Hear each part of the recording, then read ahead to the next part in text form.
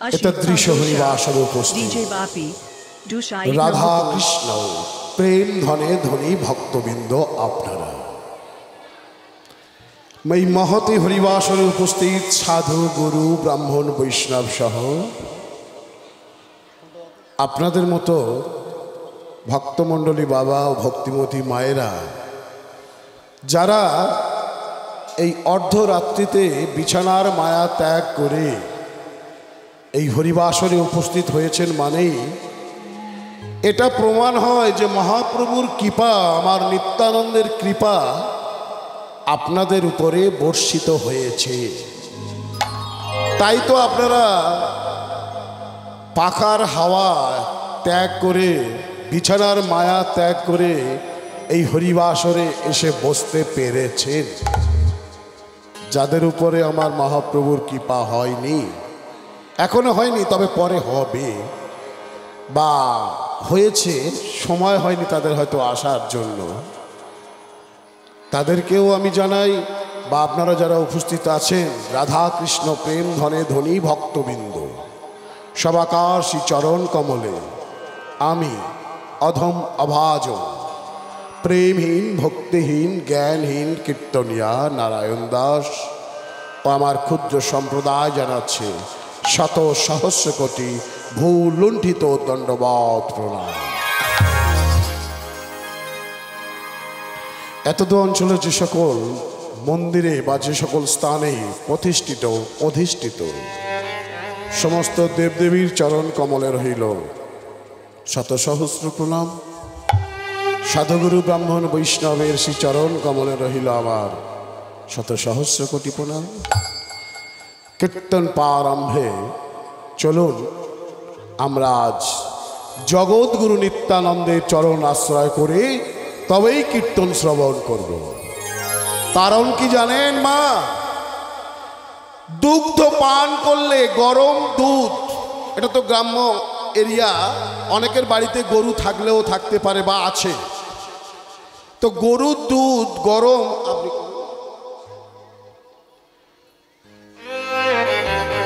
গরুর দুধ গরম দুধ পান করা মানেই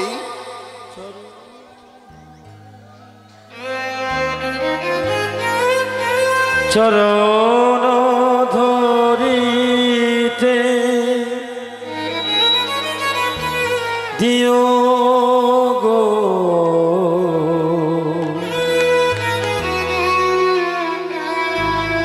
নিও না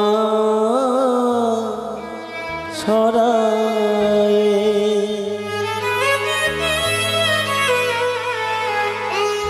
জীবনে মরণে সুখ দুঃখ মাঝে আমি বক্ষে ধরিব জড়াই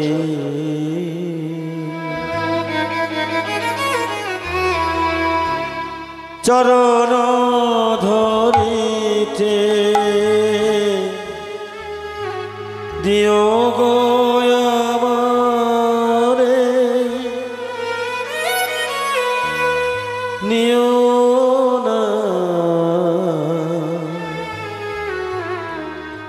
নিও না ছড়ায়ে। যে কথা বলছিলাম, দুগ্ধ পান করা শরীরের পক্ষে অনেক অনেক উপকার, তাতে মানব শরীরের ধৃতি শক্তি স্মৃতিশক্তির বৃদ্ধি পায়। কিন্তু মায়েরা মনে করুন এক বাটি গরম দুধ নিয়ে, এক গ্লাস গরম দুধ নিয়ে আপনি রেখে দিলেন, আর সেই দুধের উপরে যদি কোনো বিষাক্ত সর্প মুখ দিয়ে দেয় তাহলে সেই দুধটা কিন্তু আর শুদ্ধ থাকবে না, সেটা বিষাক্ত দুগ্ধে পরিণত হবে। আর সেই দুগ্ধ পান করা মানেই মানুষের মৃত্যু পর্যন্ত ঘটতে পারে। ঠিক তেমনি শ্রবণহি মঙ্গলা, কীর্তন শ্রবণ মানেই হলো মঙ্গল, পরম মঙ্গল। কিন্তু গুরু চরণ আশ্রয় না করে কীর্তন শ্রবণ করাটাই হলো বিষাক্ত দুগ্ধ পানের সময়।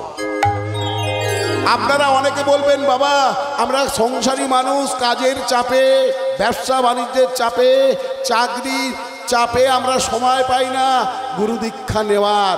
তাহলে কি আমরা কীর্তন শ্রবণ করতে পারবো না? কীর্তন শ্রবণ করলে আমরা কি কোনো উপকার পাবো না? পাবেন। কীর্তন শ্রবণের পূর্বারম্ভে আপনারা যদি সবাই একবার জগৎগুরু নিত্যানন্দের চরণ আশ্রয় করেন, তাহলে আপনারা এই যে কীর্তন শ্রবণ করতে এসেছেন সময় নষ্ট করে, অবশ্যই লাভ ওঠাতে পারবেন। তো বলিয়ে আপন আপন গুরুদেব কি জয়, পরম দয়াল গুরুদেব কি জয়, জগৎগুরু নিত্যানন্দ কি জয়। নিত্যানন্দ। সবাই মিলে আমরা গুরুচরণ আশ্রয় করব। জগৎ গুরু গৌরচন্দ্র প্রভু কল্পতরু। হরিব নিত্যানন্দ জগৎগুরু গৌরী বাঞ্ছা প্রভু কল্পতরু। আমার নিত্যানন্দ। আস্তে আস্তে খুব সুন্দর এই রাধানগরের পরিবেশ দেখে তো মনে হচ্ছে নবদ্বীপ বনে গেছে, মায়াপুর বনে গেছে, বৃন্দাবন হয়ে গেছে। তো একটু আমি অনুরোধ করব মায়েদেরকে, বাবাদেরকে, যদি করে করতালি দেওয়া যায়। বাবা বাবা, বলিহারি বলিহারি। নিত্যানন্দ জগৎ গুরু গৌরবাঞ্ছা প্রভু কল্পতরু। নিত্যানন্দ জগৎগুরু গৌরী বাঞ্ছা প্রভু কল্পতরু। আমার নিত্যানন্দ।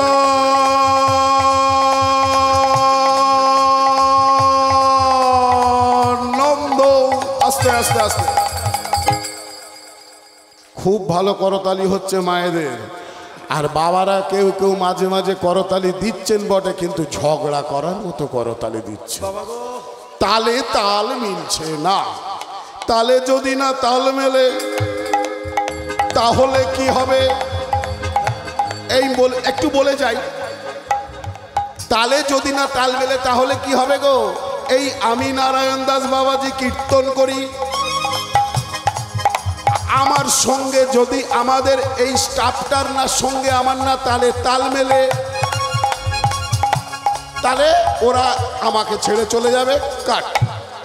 আমার আবার নতুন করে স্টাফ খুঁজতে হবে, গান বাজনা সেটিং থাকবে না, ভালো গান বাজনা হবে না।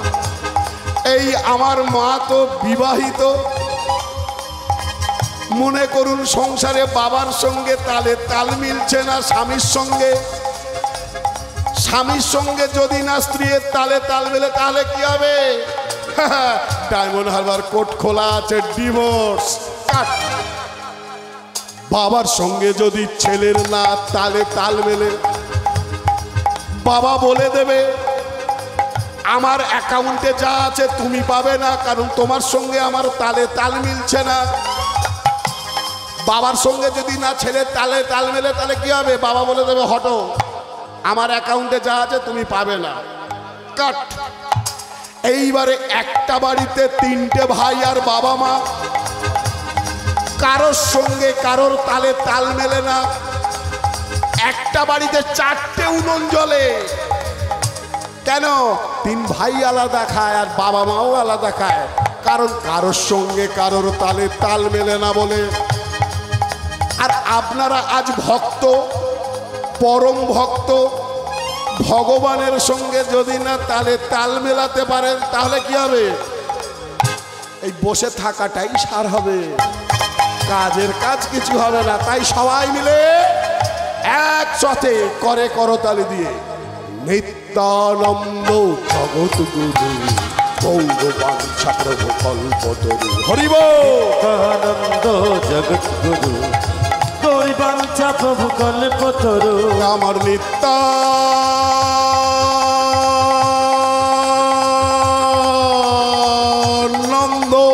হরি হরি হরি বল।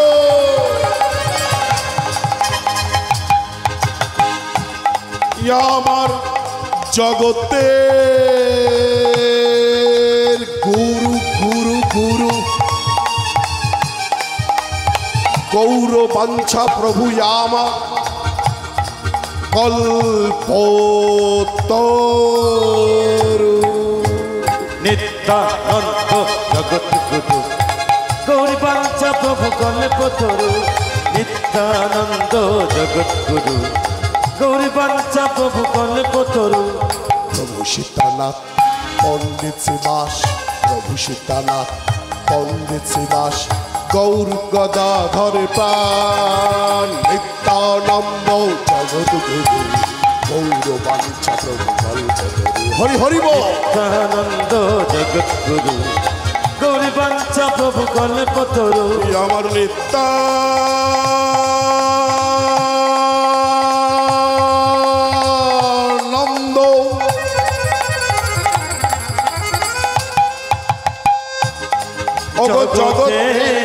জগতের গুরু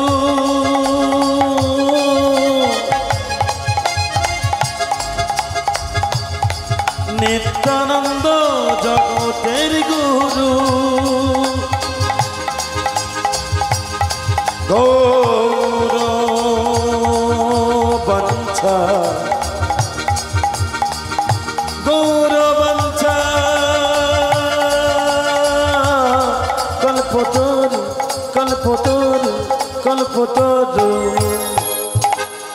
বিশ্বপিতা ভগবানের 4 পুত্র, আমার পরম দয়াল বিশ্বপিতা ভগবানের 4 পুত্র।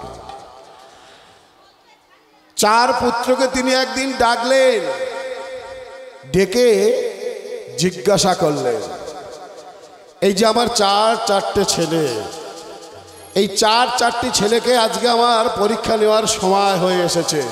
আমার বড় ছেলে এই যা বসে আছে, আমার সামনেই বসে আছে বড় ছেলে। বড় ছেলের নাম রেখেছে কি? বড় ছেলের নাম রেখেছি সত্য। বড় শখ করে নাম রেখেছিলাম সত্য। আচ্ছা, সত্য, ত্রেতা, দাপর আর কলি, এই 4 ছেলে আমার। বড় ছেলেকে আমি জিজ্ঞাসা করব এখন, বলো তো সত্য, আমার যে সম্পত্তি ছিল আমি 4 ভাগে তোমাদের 4 ভাইয়ের মধ্যে সমানভাবে বিভক্ত করে দিয়েছিলাম। আজ পরীক্ষা নেওয়ার সময় হয়ে এসেছে, বলো তো সত্য, আমি যে তোমাকে যে সম্পত্তিটা দিয়েছিলাম সেটা তুমি কি করেছো? সত্য বলে উঠল, বাবা তুমি যদি না জিজ্ঞাসা করতে এই কথাটা, তাহলে আমার ভালো লাগতো না। তুমি যে সম্পত্তিটা আমাকে দিয়েছিলে আমার ভাগে, তোমার সেই সম্পত্তিটাকে আমি শুধু দ্বিগুণ নয়, আমি 3 গুণ বৃদ্ধি করে দিয়েছি। বাহ! প্রত্যেক বাবা মাই চায় তার সন্তানের উন্নতি হোক। আজ বিশ্বপিতা ভগবান বললেন, সত্য, তোমায় দেখে আমার খুব ভালো লাগছে, কারণ আমার যে সম্পত্তি ছিল আমি তোমাকে যে ভাগ করে দিয়েছিলাম একটা ভাগ, তুমি 2 গুণ 3 গুণ বাড়িয়ে দিয়েছো। আচ্ছা, আমার মেজ ছেলেটা কোথায় গেল? হয়তো বসে আছে। না, আচ্ছা, তোমার নাম রেখেছিলাম আমি ত্রেতা। তুমি আমার খুব শখের ছেলে ত্রেতা। বলো তো ত্রেতা, তোমাকে আমি যে আমার সম্পত্তি দিয়েছিলাম তুমি সেটা কি করেছো? ত্রেতা বলে উঠল, পিতা, আমি আমার দাদার মতো হয়তো 3 গুণ করতে পারিনি সম্পত্তিটা, কিন্তু আমি সম্পত্তিটাকে 2 গুণ করে দিয়েছি, মানে ডবল করে দিয়েছি। খুব ভালো লাগলো। আমার 3য় ছেলে, আমার 3য় ছেলে, তোমার নাম রেখেছিলাম দ্রাপর। দ্রাপর, বলো তো আমার সম্পত্তিটা তুমি কি করেছো? দ্রাপর বলে উঠল, পিতা, তোমার সম্পত্তিটা আমি বাড়াতেও পারিনি, আর তোমার সম্পত্তিটা কমেও যায়নি, তোমার সম্পত্তিটাকে আমি সুরক্ষিত রেখে দিয়েছি। বাহ, ঠিক আছে বাবা, আরে আজ বাড়েনি, কালকে বেড়ে যাবে, ও নিয়ে চিন্তা করিস না। কিন্তু আমার আরেকটা ছেলে, তাকে তো দেখতে পাচ্ছি না। ওই দেখো চলে যাচ্ছে, দেখেছ? না, ছোট ছেলে যার নাম কলি, সে কি করছে? দরজার পিছনে লুকিয়ে পড়েছে। আরে দরজার পিছনে কেন? সামনে আয়, সামনে আয়, সামনে আয়, সামনে এত জায়গায় আছে, বস। এসে কাঁদছিস কেন রে? কাঁদছিস কেন কলি? কলি বলে উঠল, পিতা দুঃখের কথা কি বলবো পিতা, তুমি যে আমাকে তোমার সম্পত্তির একটা অংশ দিয়েছিলে পিতা, দাদাদের মতো আমি তো বাড়াতে পারিনি। আমি তো কলি, আমি লোভের বশবর্তী হয়ে, হিংসার বশবর্তী হয়ে তোমার সেই সম্পত্তিটাকে আমি শেষ করে দিয়েছি। ও, এই জন্যে কাঁদছিস? না না, কাঁদিস না রে বাবা, কাঁদিস না। আরে চোখের জল আমি কোনো যুগেই সহ্য করতে পারি না। তোর দাদারা সম্পত্তিটাকে দ্বিগুণ তিনগুণ করেছে, তাই তাদের মধ্যে অহংকার জন্মে গেছে। তুই সম্পত্তিটা শেষ করে ফেলেছিস, বেশ বেশ, চিন্তা নেই। 3 যুগে সত্র তেতা দাপরে যে সম্পত্তি, যে মূলধন আমি কাউকে দিইনি, সেই মূল সম্পদ আমি, তুই আমার ছোট ছেলে কলি, আমি তোকে দান করব। হরিবল হরিবল। 3 ছেলে কিন্তু লক্ষ্য রাখছে ছোট ভাইকে কি দেয়। ওরে ওরে কলি, 3 যুগে যে সম্পদ আমি কাউকেই দিইনি তোর ভাইদেরকে, আমি আমার এই যে মণিহার, রত্নহার, আমি তোকেই দান করব। হরিবল হরিবল। এ এমন এক রত্নহার যা দিনে দিনে বৃদ্ধি পাবে কিন্তু কমবে না। সঙ্গে সঙ্গে সত্য বলে উঠল, ও বাবারা, 4টে যদি ছেলে থাকে আপনার, একটা ছেলেকে যদি একটু বেশি দেন অন্যান্য ছেলেদের রাগ হবে না? সত্য বলে উঠল, পিতা পিতা বলো, পিতা আমার কিছু বলার আছে, বলো বলো। পিতা, আমি তোমায়, আমি মানি না, মানি না, মানি না, মানি না। আস্তে আস্তে আস্তে, কি বলছিস রে? জেনে শুনে বলছিস তো? তুই আমাকে পিতা বলে মানিস না, কি বলতে চাইছিস? না না পিতা, আমি মানি না, মানি না, মানি না, মানি না। তুমি যদি কাউকে মান দাও তবে তুমি নিজে হবে মানি, আর তুমি যদি কাউকে না মান দাও তাহলে তুমি মানি না। কিন্তু সত্য বলে উঠল পিতা, লোকে যে যা বলুক আমায়, আমি মানি না, মানি না। লোকে যে যায় বলে আমায়, মানি না, মানি না। পিতা, লোকে যে যা বলুক না কেন, আমি তোমাকে মানি না। মানি না মানে পিতা বলে কি মানিস না? কিন্তু কেন? কেন জানো পিতা? তুমি তো পিতা, তুমি পিতা হয়ে তুমি সত্য যুগে সন্তানের রক্ত মাংস মুখে দাওনি। ও, এখানে তো আমার অনেক ভক্ত রয়েছে, কেউ কি বলতে পারো তোমরা আমি কবে আমার ভক্তের, কবে আমি আমার সন্তানের রক্ত মাংস মুখে নিয়েছিলাম? তোমরা কেউ জানলে না, আর আমার বড় ছেলে জেনে গেল। বলতো সত্য, কবে আমি নিয়েছিলাম? আমি আমার সন্তানের রক্ত মাংস কবে নিয়েছিলাম মুখের মধ্যে? পিতা, তুমি তো সব জানো, জেনে শুনেও আমার মুখ থেকে শুনতে চাইছো। তাহলে শোনো, সত্য যুগে তুমি হিরণ্যকশিপুকে বধ করেছিলে নিজের উরতের উপরে ফেলে। তুমি তোমার নখ দ্বারা তার পেট বিদর্ণ করে তুমি তার রক্ত, তার নাড়ি মুখে নাওনি। ও ওরে সত্য, তুই যেটা জানিস সেটা আসল ঘটনা নয়। ও মায়েরা, এই যে অনেক সময় পাবেন গল্প করার, অনেক অনবদ্য কথা বলবো বলে আজ অনেক দূর থেকে দৌড়ে এসেছি আপনাদের চরণ তলে। একটু কিছু নিয়ে যান, সময় আছে আমার কাছে অল্প একটু, সীমিত সময়। এই সীমিত সময়ের মধ্যে এক অনবদ্য তত্ত্ব কথা আমি শ্রবণ করিয়ে যাব আমার গুরুদেবের আশীর্বাদে। আপনারা বলুন তো, দুধের রং কালো তো মা? ও, এখানে ভুল বোঝালে হবে না। দুধের রং সাদা, একটা বাটিতে যদি চুন গুলে রান তাহলে কি চুনের রংটাও কেমন হবে? সাদা। তাহলে দুধের রঙও সাদা, চুন গোলাও সাদা। দুধ পান করলে শরীরে উপকার, আর এক বাটি চুন গোলা জল যদি কেউ খেয়ে ফেলে তাহলে কি হবে? ক্ষতি হবে। সমাজে যেটা রটে সেটা ঘটে না, যেটা ঘটে সেটা রটে না। ওরে সত্য,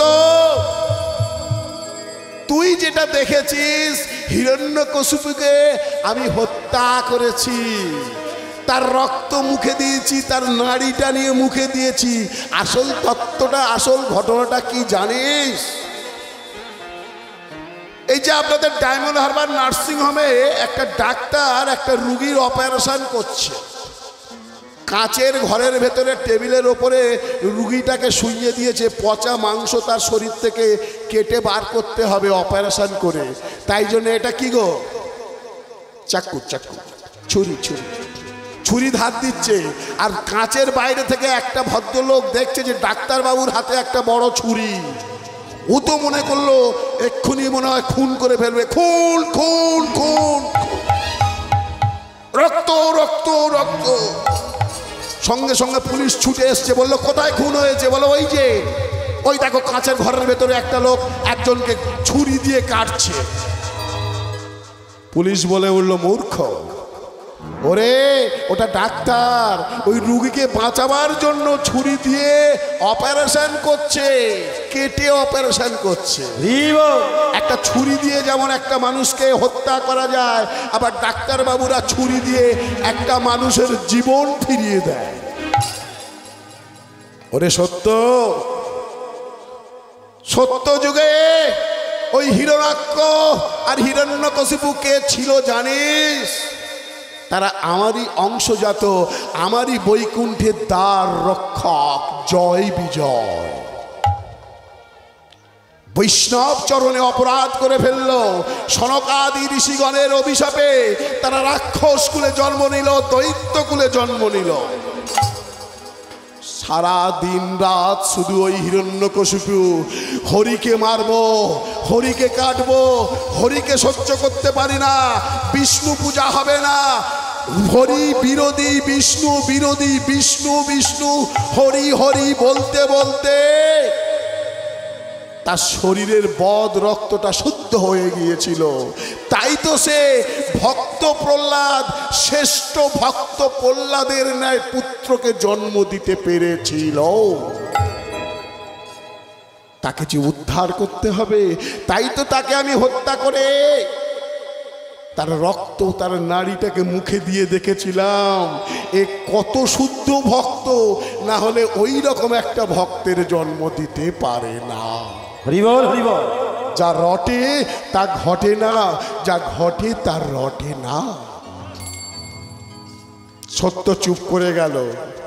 এলো ত্রেতা, বলল, পিতা তুমি ত্রেতা যুগে কি করেছো? বাবা হয়ে দিনরাত তুমি তীর ধনুক নিয়ে ঘুরেছো, যাকে তাকে তুমি সময় পেয়েছো আর ওই মেরে দিয়েছো। মূর্খ ত্রেতা, তুই কি জানিস না? যদা যদা হি ধর্মস্য গ্লানি ভবতি ভারত। আরে যখন যখন ধর্মকে ছাপিয়ে অধর্ম বেড়ে যেতে শুরু করবে, যখন যখন সাধু গুরু ব্রাহ্মণ বৈষ্ণব দুষ্কৃতীদের হাতে নিগৃহীত হবে, ঠিক তখন তখন ওই দুষ্কৃতীদের হত্যা করার জন্য আমি স্বয়ং নানা রূপে, নানা বেশে, নানা অস্ত্র ধারণ করে এই পৃথিবীতে অবতীর্ণ হব। ওই জয় বিজয় সত্য যুগে যেমন হিরণ্যাক্ষ হিরণ্যকশিপু, ওই জয় বিজয় আবার ত্রেতা যুগে রাবণ আর কুম্ভকর্ণ। হরিবল, হরিবল। উদ্ধার করতে হবে তো আমায়। তাই তো আমি এসেছি। ওরে সবাই আমার পুত্র, সবাই আমার কন্যা। ওরে এ জগতের পিতা আমি। এই খারাপ ছেলেগুলো যদি ভালো ছেলে মেয়েগুলোর পাশাপাশি থাকে, ওই খারাপ ছেলে মেয়েগুলো আমার ভালো ছেলে মেয়েগুলোকে নষ্ট করে দেবে। তাই তো আমি একটা ঝোলা রেখেছি আমার কাছে। ওই খারাপ ছেলে মেয়েগুলোকে বলি, ওরে আমার ভালো ছেলে মেয়েগুলোকে ভালোভাবে থাকতে দিয়ে তোরা আমার ঝোলার মধ্যে চলে আয়। ঠিক তেমনি আমি দ্বাপর যুগে শিশুপাল আর দন্তবক্ষকে ওইভাবেই উদ্ধার করেছিলাম। বেশ কলি, ওরা যতটুকু জানে ততটুকু বলেছে আমায়, কিন্তু আমি তোকে কথা দিয়েছি 3 যুগে ওদেরকে যেটা দিইনি আমি তোকে সেটা দান করব। কি জানিস? এই আমার মণিহার। এই মণিহারটা কি? হরের নাম হরের নাম হরের নাম কেবলম কলু নাস্তব্য নাস্তব্য গতিরন্যথা। হরে নামৈব নামৈব নামৈব কেবলম কলু নাস্তব্য নাস্তব্য নাস্তব্য গতিরন্যথা। 3 বার বললেন হরের নাম হরের নাম হরের নাম কেবলম কলু নাস্তব্য নাস্তব্য নাস্তব্য গতিরন্যথা। 3 বার কেন নাস্তব্য নাস্তব্য নাস্তব্য বললেন? কলি যুগে কোনো পূজা পাঠ মন্ত্র যজ্ঞ এসবের কোনো ফল ফলবে না। হরিবল হরিবল। কেন ফলবে না? প্রশ্ন যদি আপনাদের থাকে, এত তাহলে পূজা পাঠ এত হোম যজ্ঞ হচ্ছে, সব কি বেকার বেকার? হ্যাঁ, বেশিরভাগটাই বেকার, লোক দেখানো। একটু ছোট্ট করে উদাহরণ দিই। যিনি যজ্ঞ করছেন আর যিনি যজ্ঞ করাচ্ছেন এ দুটোই ঠিক নেই। যিনি যজ্ঞ করছেন মানে যার বাড়িতে মনে করুন কালী পুজোর জন্য মহা একটা যজ্ঞ হবে, তা কি হবে? হোম হবে। পুরোহিত মশাই কি করলেন? লম্বা একটা ফর্দ ধরিয়ে দিয়েছে, বিশাল লম্বা ফর্দ। যজ্ঞের জন্য লাগবে ধুতি, গামছা, বেলকাঠ, কুলকাঠ ইত্যাদি ইত্যাদি। আর একটা লাগবে বিশেষত ঘি। তো ঘি হোমে আহুতি দেওয়ার জন্য। আর যিনি যজ্ঞ করছেন মানে বাড়ির যিনি মালিক, ও কি করছে? দশকর্মার দোকানে গিয়ে বলছে, এই যে দশকর্মার দোকানদারকে বলছে, শোনো দোকানদার, আমার বাড়িতে যজ্ঞ হবে, ঠাকুর মশাই ধুতি লিখেছে, যজ্ঞের ধুতি দাও। আরে ও ধুতিটা ব্যবহার হবে না, যজ্ঞেতে ব্যবহার হবে, যজ্ঞের ধুতি দাও। তাহলে বুঝতেই পারছেন যজ্ঞের ধুতি কত বড় হবে। মানুষ কোমরে জড়াতে পারবে না, তার দেবতারা কি ব্যবহার করবে। তারপরে গামছা, যজ্ঞ হবে তার জন্য গামছা দাও। কালী পুজো হবে, ও পুরোহিত নিয়ে চলে যাবে, সেই গামছা দাও। বেশ, এইবার বেলকার নিয়ে নিল, লাগবে ঘি। বললো শোনো, ঘি লাগবে আমার 20 কেজি। ঘি আছে? আছে গো। কত করে কিলো? 2000 টাকা কেজি। 2000 টাকা কিলো ঘি। যজ্ঞ মাথায় উঠে গেল, 20 কেজি ঘি লাগবে। আচ্ছা, কম দামে ঘি নেই? আছে। কত? 200 টাকা কেজি। আর একটু কম? 150 টাকা। দেখো, এই 150 টাকা ঘিটা আমাকে 20 কেজি আলাদা প্যাকিং করে দাও। তাহলে যজ্ঞে ব্যবহার হবে 150 টাকা কিলো ঘি। ওই যজ্ঞের আগুনে যখন দেবে পুরোহিত মশাই আহুতি, এত ধোঁয়া বার হবে, আশেপাশে তো কোনো মানুষ থাকতে পারবে না, দেবতা তো অনেক দূরের কথা। আর কি ফল ফলছে না কেন? যিনি যজ্ঞ করবেন অর্থাৎ পুরোহিত মশাই, যার দ্বারা যজ্ঞে বেদ মন্ত্র পাঠ হবে, কলিযুগে বেশিরভাগ পুরোহিত মশাই, আমি ক্ষমা চেয়ে নিচ্ছি, আমি সবার কথা বলছি না, এখনো নিষ্ঠাবান ব্রাহ্মণ পুরোহিত বৈষ্ণব আছেন।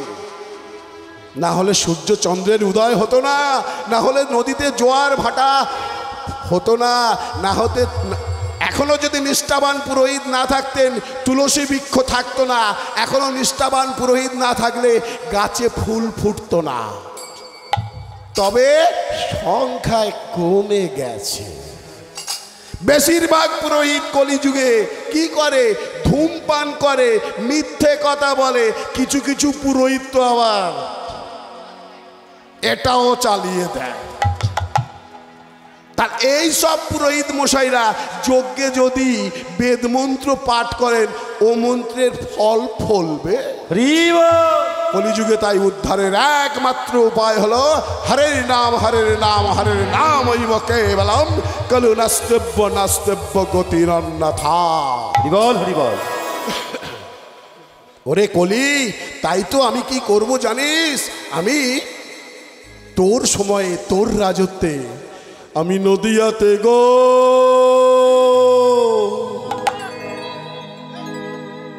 গৌরাঙ্গ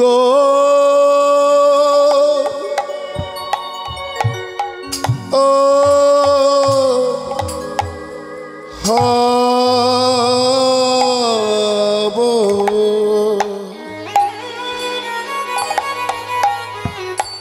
ওরে কলির জি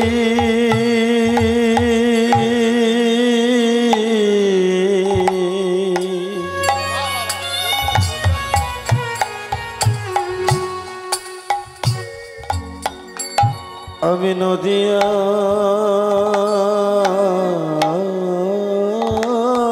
গো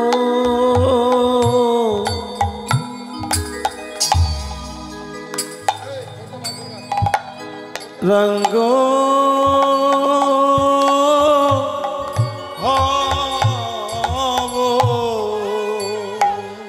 ওরে কলি রে, আমি নদিয়াতে গো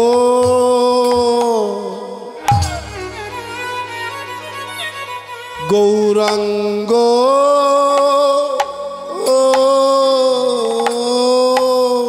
হব। আমি নদিয়াতে গিয়ে এই প্রেমনা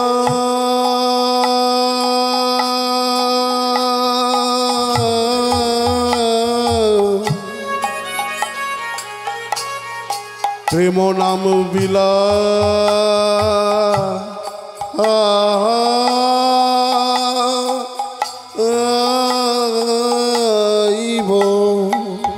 নদিয়াতে গো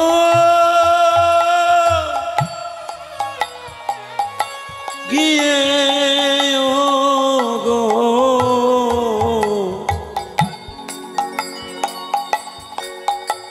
আমি নদিয়াতে গো রঙ্গ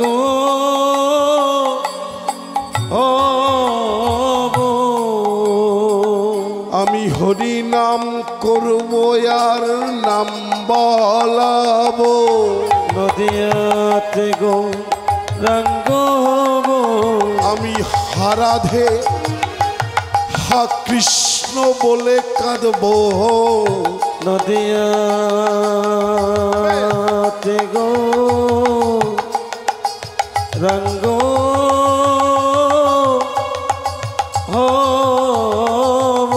আমি ধুলায় গড়া গৌড়ি দিব।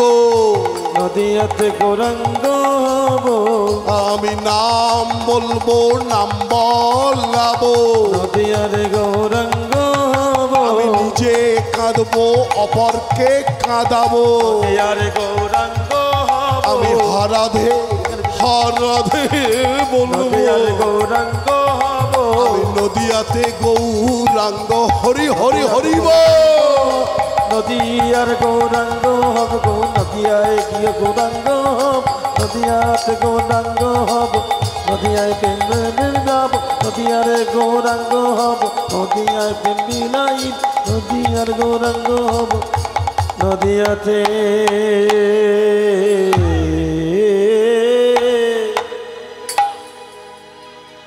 গৌরাঙ্গ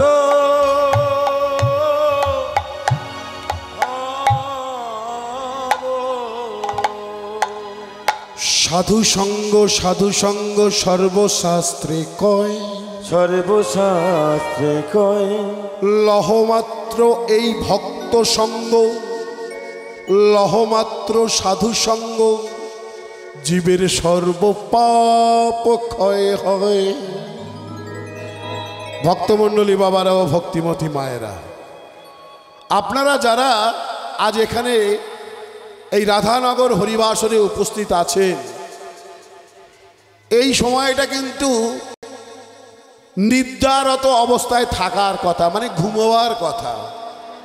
অনেকের বাড়িতে এসি আছে, এসি চালিয়ে দিয়ে ঘুমোবার কথা, অনেকে ঘরে স্পিড ফ্যান চালিয়ে দিয়ে ঘুমোবার কথা।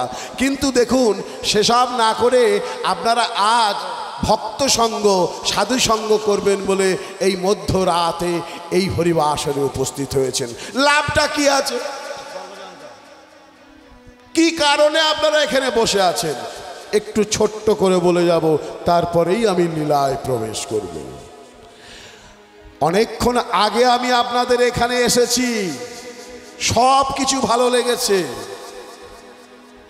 খুব ভালো সেবা দিয়েছেন। যে বাড়িতে আমি ছিলাম খুব ভালো সেবার ব্যবস্থা করেছে, খুব ভালো যত্নের ব্যবস্থা করেছে, সব ভালো লেগেছে। আপনাদের এই পরিবেশ, এই এত সুন্দর ভক্তগণের সমাবেশ, এত মানুষের, এত ভক্তের, এত সাধুগুরু ব্রাহ্মণ বৈষ্ণবের সমাবেশ, এটা আমার তো খুব ভালো লেগেছে। কিন্তু একটা বিষয় আমার খুব খারাপ লেগেছে। আহা, কি গো? বলবো কি? বলো না। কোনো অসুবিধা নেই তো? আরে বলো না। হ্যাঁ, বলাটা দরকার, কারণ ভুলটাকে যদি না ধরিয়ে দেওয়া হয় তাহলে সংশোধন হবে কি করে। এটা আমি বলছি না, বলছে কে?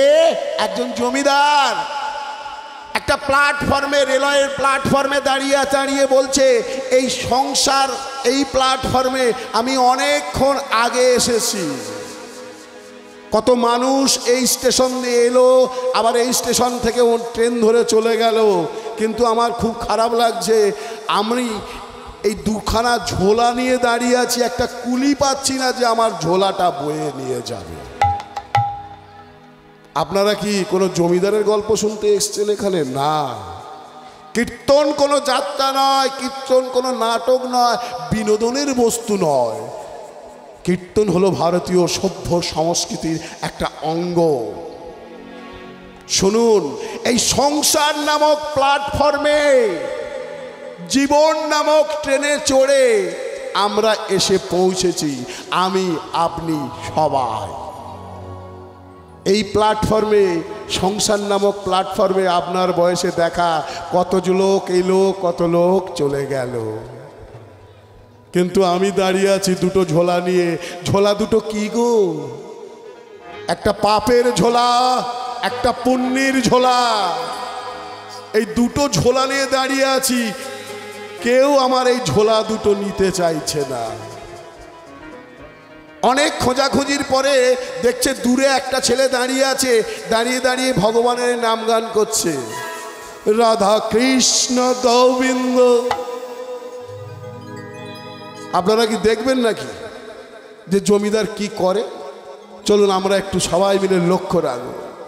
রাধা কৃষ্ণ গোবিন্দ গোপাল বল, রাধা রমন হরি কৃষ্ণ কৃষ্ণ বল। রাধা কৃষ্ণ গোবিন্দ গোপাল বল, রাধা রমন হরি কৃষ্ণ কৃষ্ণ বল। ওই যে ছোট ছেলেটা প্ল্যাটফর্মের একটা জায়গায় দাঁড়িয়ে আছে, দাঁড়িয়ে গান করছে, ভগবানের নাম গান করছে। ওর কারোর কোনো দিকে খেয়াল নেই, ও আপন মনে গান করছে।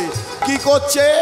রাধা কৃষ্ণ গোবিন্দ গোপাল বল, রাধা রমন হরি কৃষ্ণ কৃষ্ণ বল। রাধা কৃষ্ণ গোবিন্দ গোপাল বল, রাধা রমন হরি কৃষ্ণ কৃষ্ণ বল। তোরা রাধে রাধে বল, তোরা কৃষ্ণ কৃষ্ণ বল, তোরা রাধে রাধে বল, তোরা কৃষ্ণ কৃষ্ণ বল। তোরা রাধে রাধে বল, তোরা কৃষ্ণ কৃষ্ণ বল, তোরা রাধে রাধে বল, তোরা কৃষ্ণ কৃষ্ণ বল। আরে আমি একটা ঝোলা নিয়ে যাব, লোক খুঁজে পাচ্ছি না, আর ওই এক শোনায়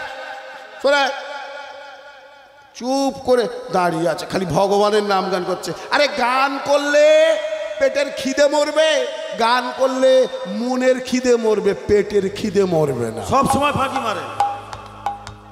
জমিদার বকাবকি করছে ছেলেটাকে, আমি বকছি, ভালো ছেলে, ভালো ছেলে, খুব খাটে।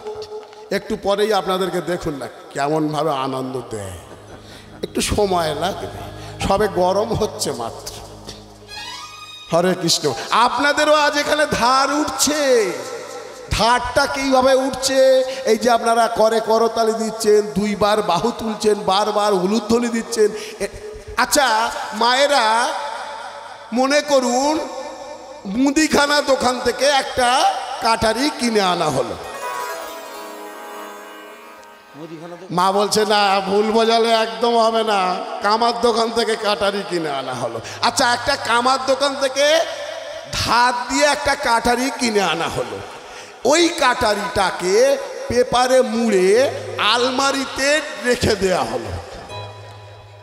1 বছর পরে বার করলে ওর কি ধার থাকবে? ধার থাকবে না। ঠিক তেমন আজ আপনাদের ধার উঠছে, কিন্তু 11 মাস আর এখানে কীর্তন হবে না। 11 মাস আপনারা সংসার নামক আলমারিতে ঢুকে পড়লেন না। 11 মাস পরে যদি আপনারা বেরিয়ে আসেন, আপনাদের ধার থাকবে? তাই তো আমার মহাপ্রভু বললেন, 7 5 মিলি সব দ্বারেতে বসিয়া করে করতালি দিয়ে একটু প্রত্যহ হরিনাম করতে হবে। তো চলুন আমরা আজকে ওই ছোট্ট ছেলেটা কি করছে ওর সঙ্গে সমান তালে আমরাও একটু গান করব।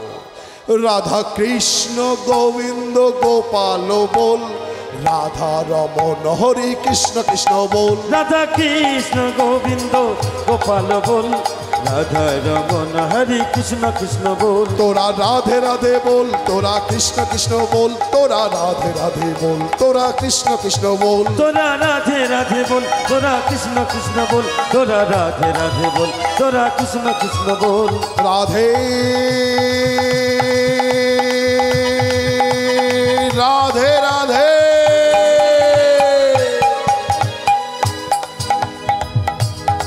জয় রাধে,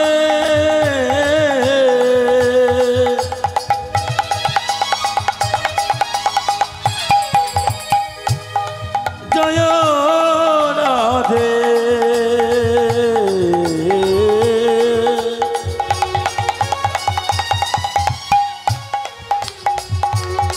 জয় রাধে রাধে,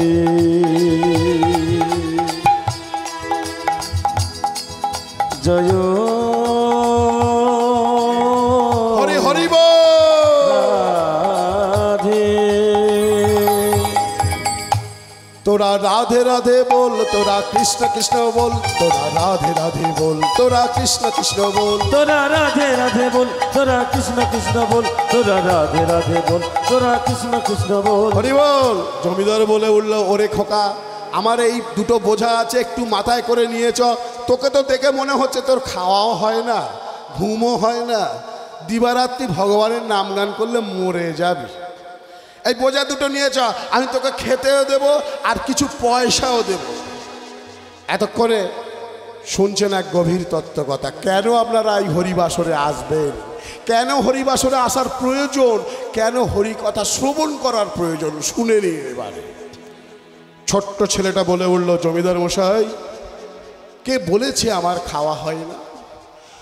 আপনার সাহায্যের প্রয়োজন, আমি আপনাকে সাহায্য করব, কিন্তু আপনি এটা বলবেন না যে আমার খাওয়া হয় না, আমার অভাব আছে। তো ঠিক আছে, আপনি আপনার বোঝা দুটো আমাকে দিন, আমি আপনাকে আপনার বাড়ির পথের দিকে এগিয়ে নিয়ে যাই। বোঝা দুটো ওই ছেলেটা নিয়েছে, নিয়ে সামনে সামনে চলছে, পিছনে জমিদার চলছে। ছেলেটা আপন মনে নিজের মনে গান করতে করতে যাচ্ছে। হেলাতে জীবন কাটাইও নয়া, ভজ ভজ যুগল চল।